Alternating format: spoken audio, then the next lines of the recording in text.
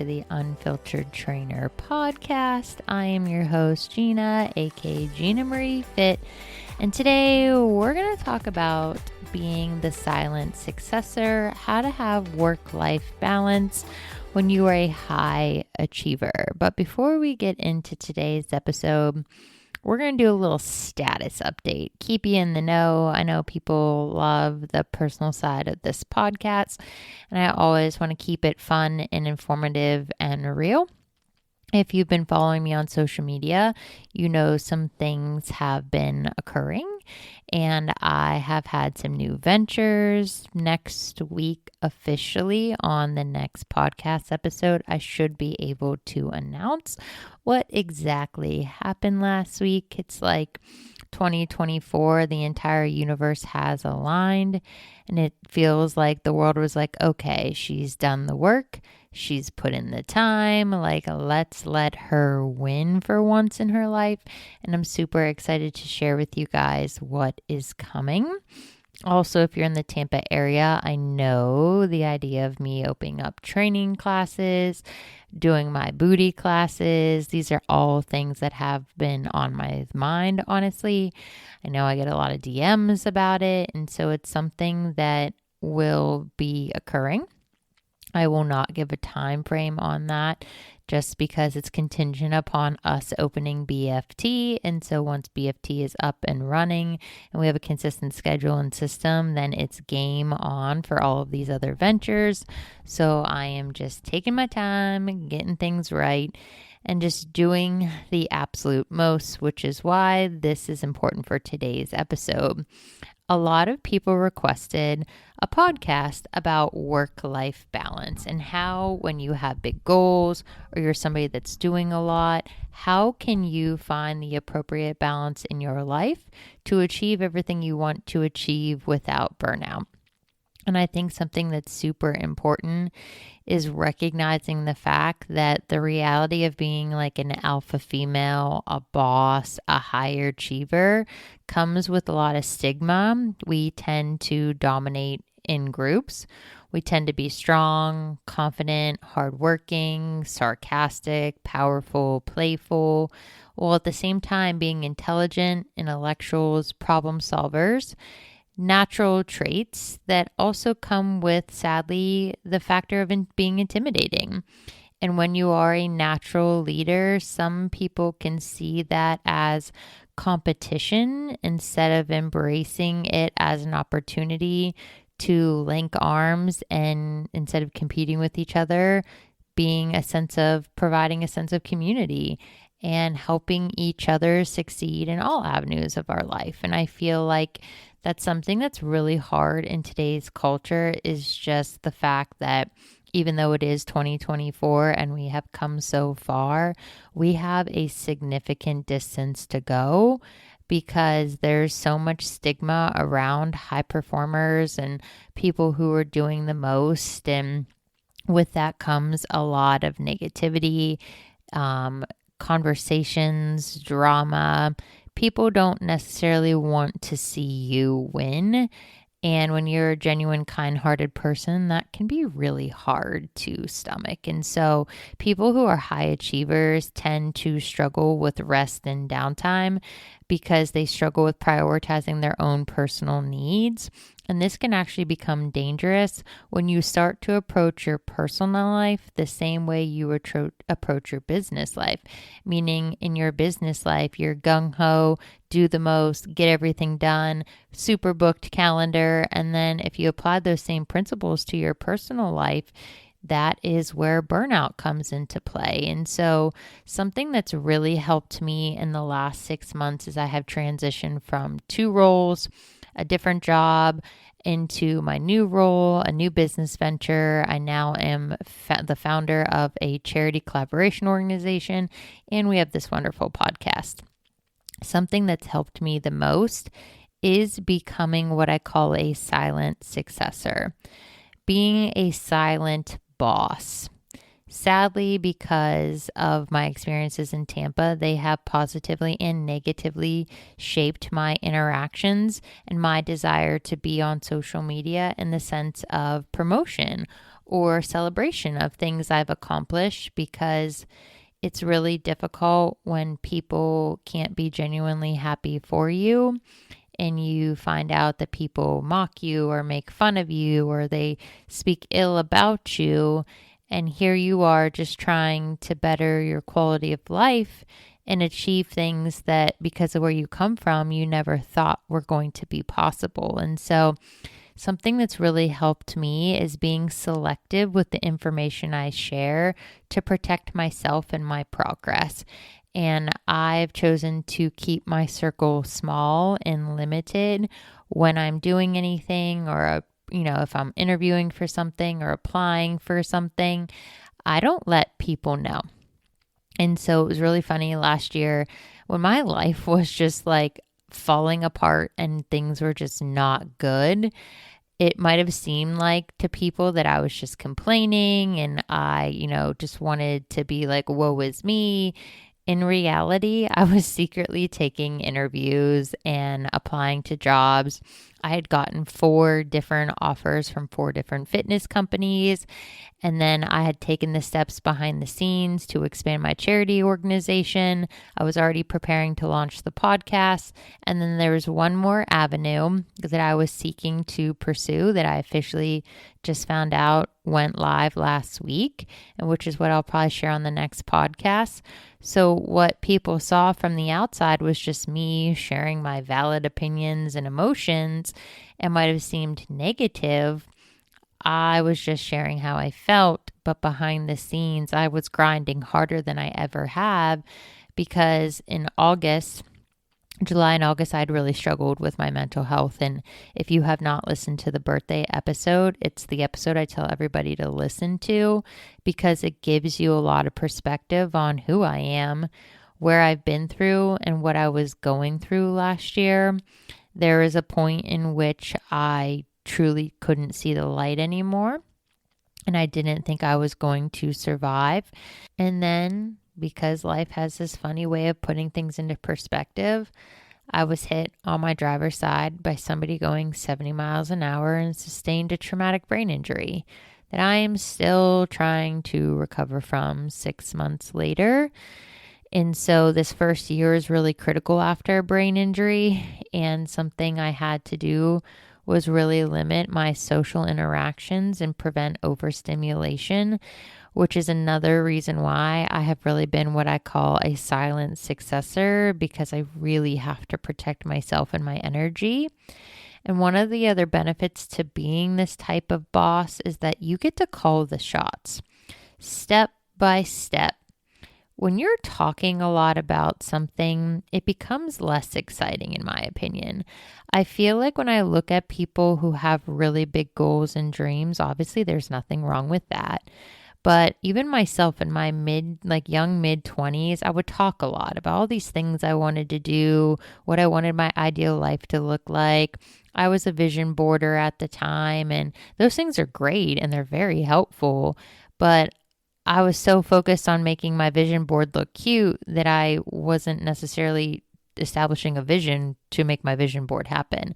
And I feel like people that have really big goals and dreams and talk a lot about them succeed at a slower rate versus those who just put their nose to the grind and just keep pushing and persevering no matter what's going on.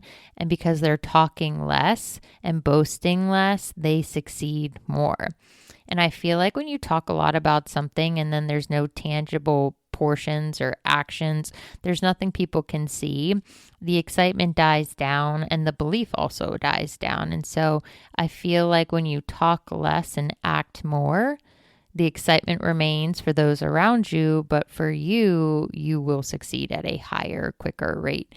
And something I've noticed is that the quality above and beyond becomes the focus. Because your nose is down, you're dealing with less opinions. You're so laser focused on that end game, and that because you are limiting who you share it with, you have less nonsense and drama to deal with, which honestly alleviates a lot of stress and gives you more time to focus. And lastly, when you're a silent boss and successor, it protects your ideas. It protects your space. When you keep it to yourself or your select group of people and choose your team wisely, you don't have to deal with people taking advantage of you. You don't have to deal with people trying to take credit for your ideas or those who lurk in the shadows who want to be a part of something and want to boast about something but don't want to do the work. They just want the benefits at the end. You really get to choose yourself and those you interact with and choose it wisely. And it truly does change your entire aspect of life. I feel like since I've been like this and since my accident, I have like select groups of friends that I talk to that reach out to me. I reach out to them. We support each other. We check in. And it's just so refreshing because I don't have to worry. And I know that they're genuinely happy for me because I truly believe there is nothing better in this world than when you see the people you love happy. When you see them successful, achieving their goals, like it's great to be successful for yourself, but when you get to share in those you love, doing the most, getting everything they've wanted in life, that is a different kind of happiness that just truly is the most inspiring thing to me. And so in order to make this happen and to get to this phase, a mindset shift has to happen. And it really has to be that your outcome isn't necessarily objective measures. It's not about how much money you want to make or what you want to do. But in reality, the outcome should be for peace. And you should strive to feel that you are exactly where you're supposed to be. And honestly, today, before I remade this podcast, I had filmed this yesterday, but I'm sure you can hear it in my voice. Like, my voice keeps going in and out, but this needs to get done and posted for tomorrow. So we're just going with it. I was walking to go get my keys for a co-work space. And as I was listening to me replay the podcast, and I'm walking and the sun is hitting my face, and I just feel happy. I feel for the first time in like a year that I'm exactly where I'm supposed to be. I've aligned with the right people. I'm partnered with the right companies. And I just feel like everything I deserve is coming to me. And it just feels so good because I know if I continue at this rate of success and truly like productivity, the amount of people I'm going to be able to help is just incredible. And that is my end goal. And so in order to make this mindset shift, how do you find that inner peace? You first have to assess your fire. You have to assess your why, that deep thing inside you that drives you. So I want you to like take out a piece of paper, and you can pause this podcast or re-listen to it and go through this little journaling activity, but really sit down and assess why you even want to achieve those things you want to achieve. Is it something that is inherent to your nature? Is it something that aligns with your heart and your soul? Or are you just trying to get clout? Like, are you just trying to be famous? There's so many people trying to make it as influencers for all of the wrong reasons. So really assess why. What lights that fire in you? What drives you? Then number 2, what's your end game goal for the things you want to achieve? And you can go goal by goal if it's easier for you, but examine these goals and your ambition and ask yourself why those goals are even important. For me, and I'll share like a little personal goal, success for me is financial stability. It is being so comfortable that your bills are paid. You don't have to check your bank account every time you buy something, or when your car breaks down, because I seem to have the worst luck with cars, we know this, you can pay for it in cash and you don't have to stress because you know the funds are there. For me, that is the level of comfort financially I want to be at. I'm not bougie. I'm not trying to drive a G-Wagon. I don't care about brands or like name labels, none of that. There's nothing wrong with that. It's just not something I care about. I like nice workout clothes, I will say that, and tennis shoes. But for me, I just want to be comfortable because when I'm comfortable, that means I get to give back to more people. And so that comes from not knowing financial stability for the majority of my life, and coming from the world I come from, living in a single family household, seeing how hard my father had to work, and then seeing him pass away before he ever got to enjoy both of his retirements. It's crazy that my dad passed away not long before he got both of his government army pension and his work pension. And I just think about that so often, that my father literally worked so hard that his life ended before he ever got to enjoy it. And yes, there's joy throughout the moments, family engagements, but for that man to not ever have been able to retire because he did pass away so early has resonated in my soul that, one, I need to live my life while I can and not wait. And two, I need to do the most that I possibly can so that I am successful and I can aid others and make a bigger difference. Number 3, you have to be intentional with your time and your energy. And I mean, you need to be ruthless in prioritizing what matters. You can't have everything, but you can have what matters. And that should resonate with you the most. You can't have everything, but you can have what matters. You don't need to have what every influencer has or your neighbor down the street. You can have everything that is put on your heart and soul that aligns with who you are as a person. And in order to make that happen, that can only happen by establishing boundaries and learning to work smarter, not harder. So why is work-life balance so important? Why is this something that you hear a lot? Because this generation does tend to work a significant amount. You know, our previous generation was just like them, and even harder, the generation before them was working. And why it's so important is something that was not embraced in previous generations, and we're slowly starting to address it now, is that it impacts your mental health.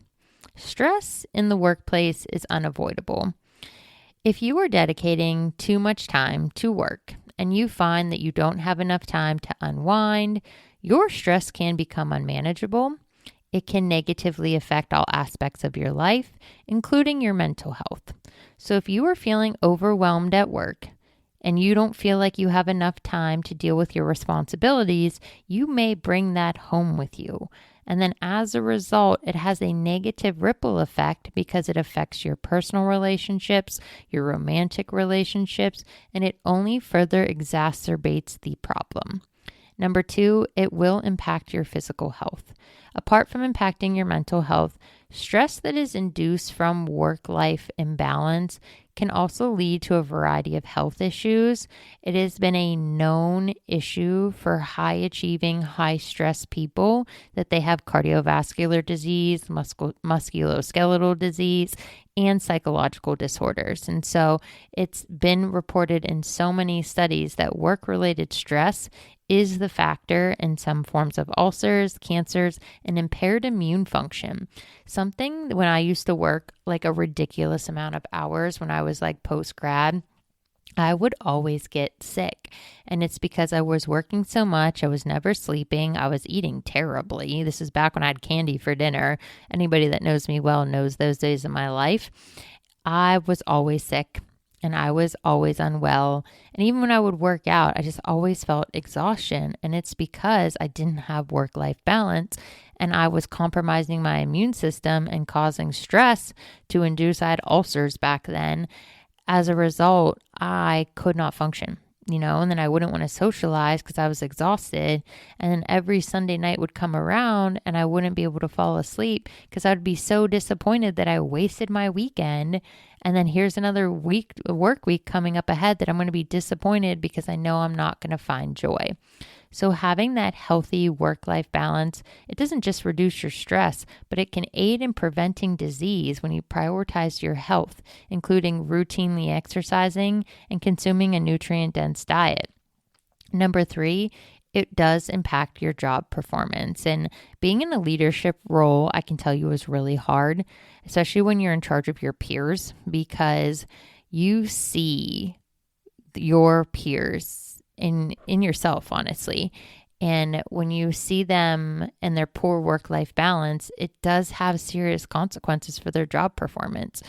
And because your job starts to suffer, your stress goes up again, because then you're risking your financial stability by compromising the quality of work.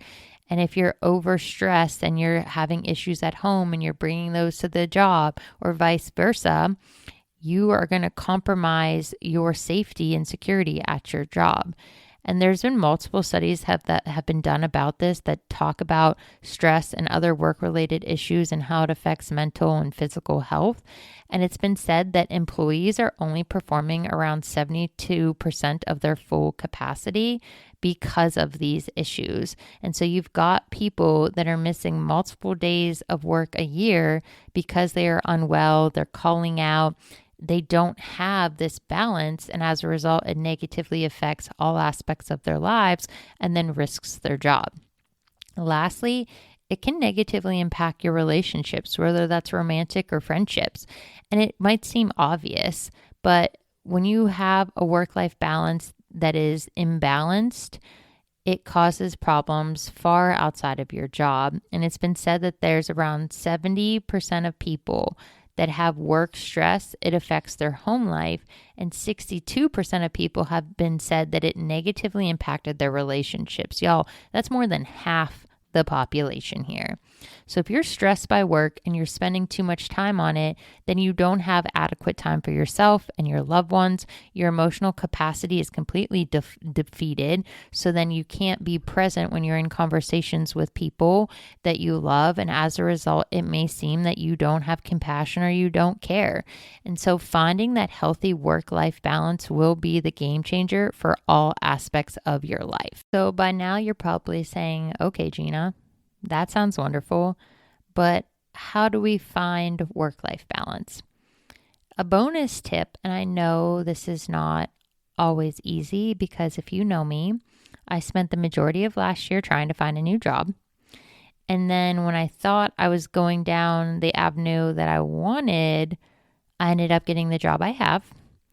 And it ended up being so much more than I ever could have imagined. I'm so ridiculously grateful for what I'm doing right now and where I'm going. And this job now brings me peace. It brings me purpose. It has provided me the balance I needed in my life while also enabling me to be going to bed at a sufficient time. I now have time to work out for myself. Obviously, there's still stress. There's always stress and drama at every job.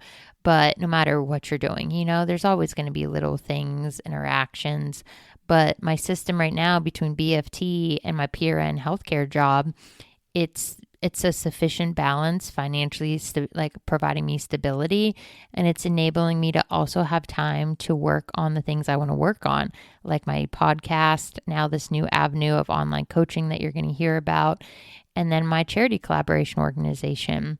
And so I can say that, yes, it is a wonderful thing if you can find a job that you truly love, that lights a fire on your soul. But I know sometimes you just got to take a paycheck. And sadly, sometimes the highest paying jobs are the most high stress jobs. And so if you can't find a different job, then this breakdown is going to help you the most. It's going to help anybody, honestly. But if you can't change your environment, you can change your actions and your interactions. And so the first thing you need to do is prioritize your own needs and your self-care. Sleep, movement, nutrient-dense meals, and mindfulness. There's something I feel that is so lacking in the health and fitness space specifically, and that is coaches who just keep telling people to lift heavier.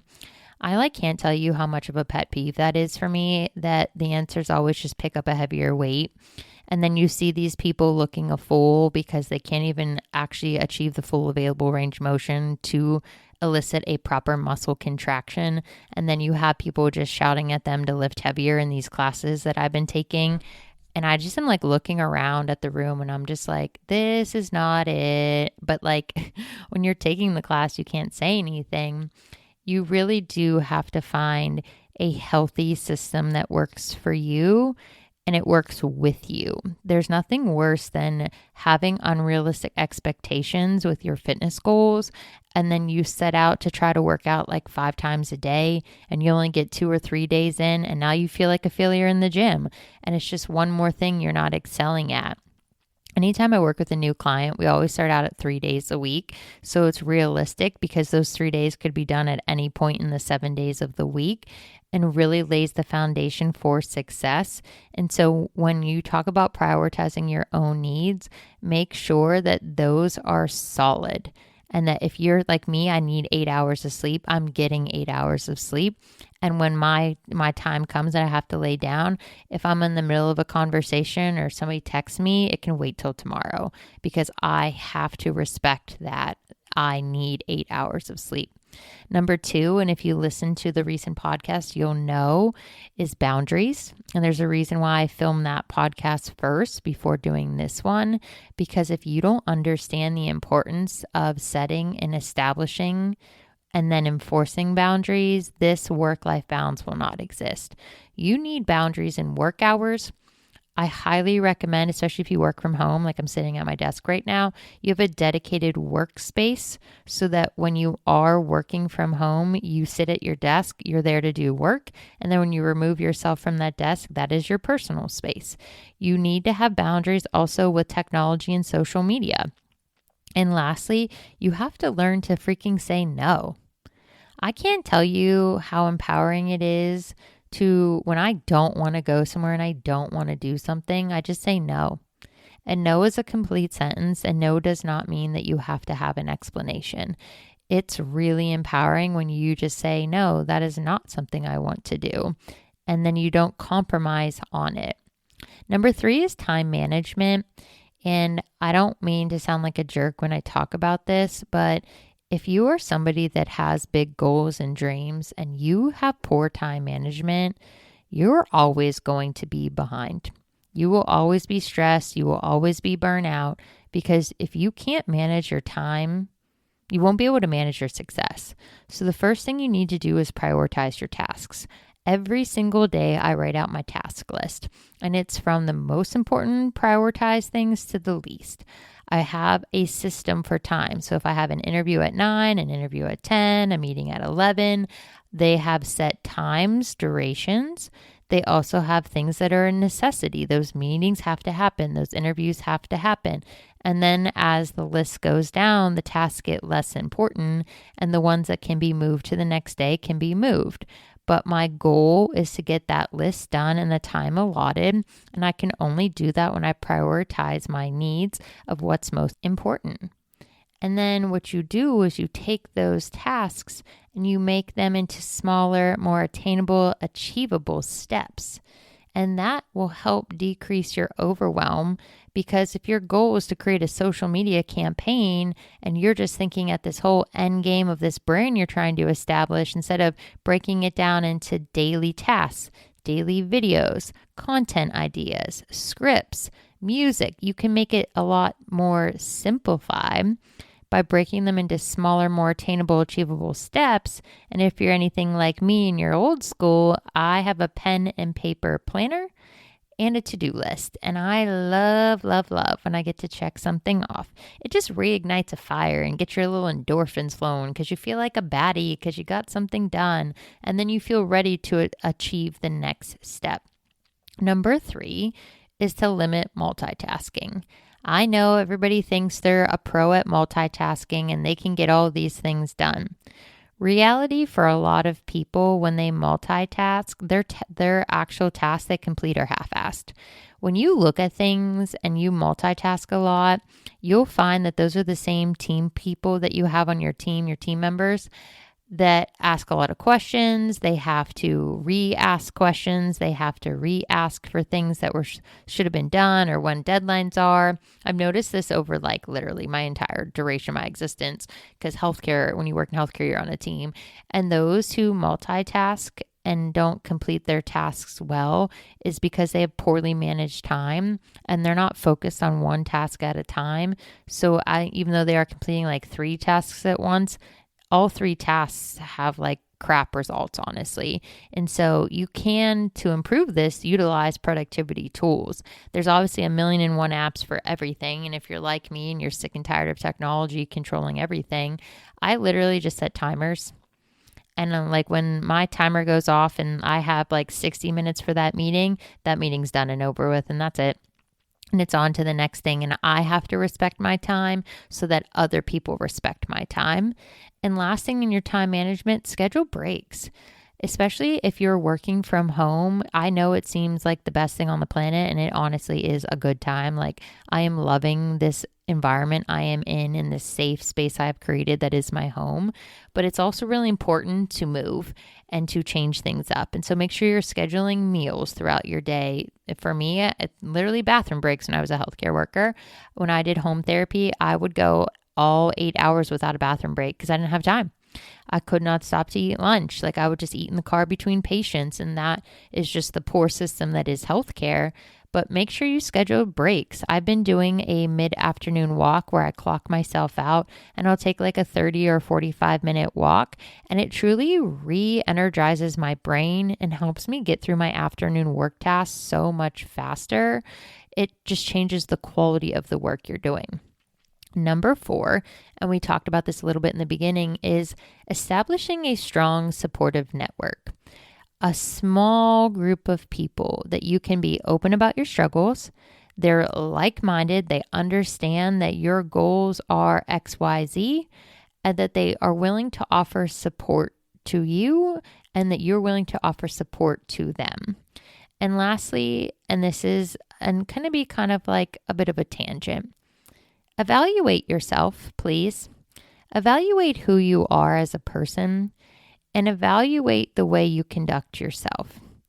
Something that is really an area I am struggling with because I am on social media for work is the way people treat one another. It blows my mind that people act like social media is real life.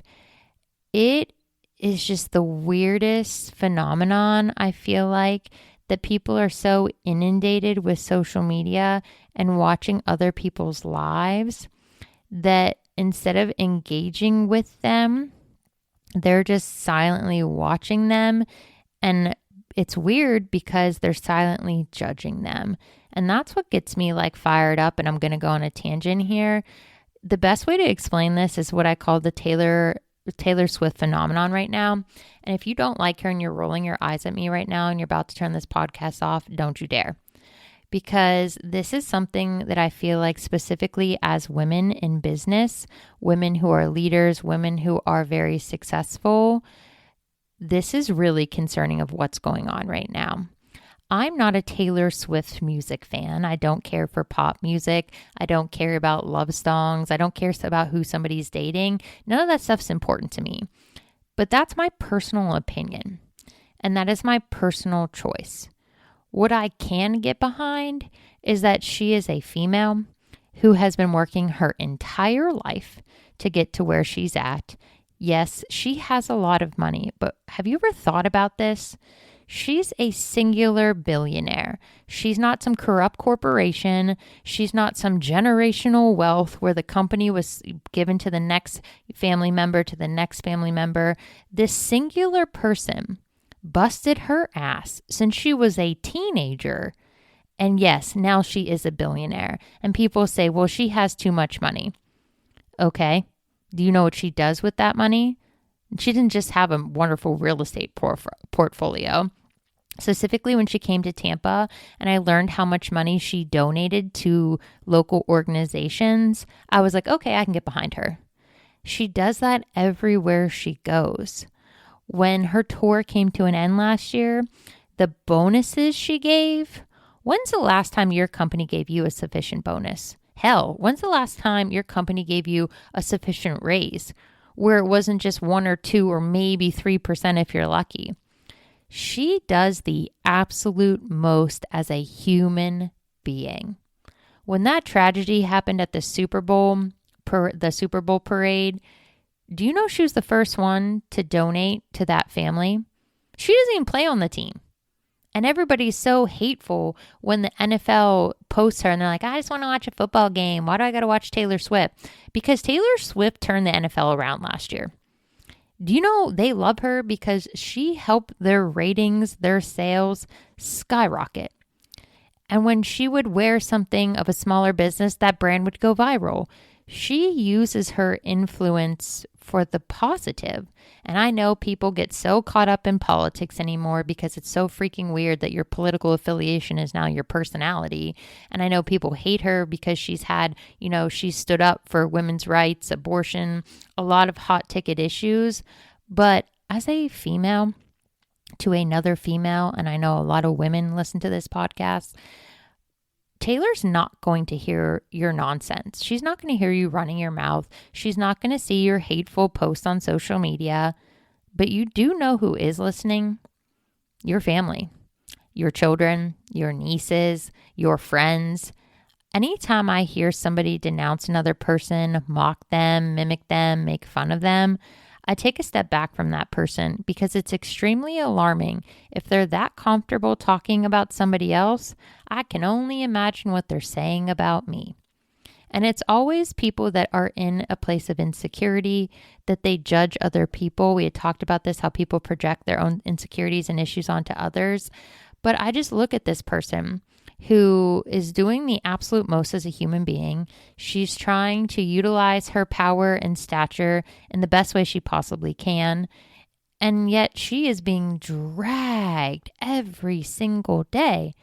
And a lot of the posts I'm seeing are by women. It's if it isn't already hard enough being a successful woman or a woman in business or a woman in leadership, and now we're tearing one another down, you're just making it harder for one another to succeed. And so I say to evaluate yourself and who you are, because you truly are the sum of the people you surround yourself with.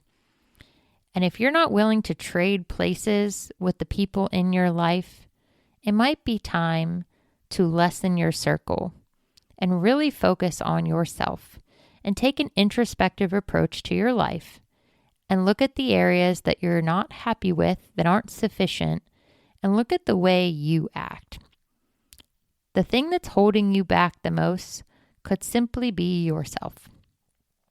Because when you implement growth, personal development, and changes, and you pair it with proper work-life balance, and you come from a genuine, authentic, vulnerable place when you're putting yourself out there, the game changes and you become more successful.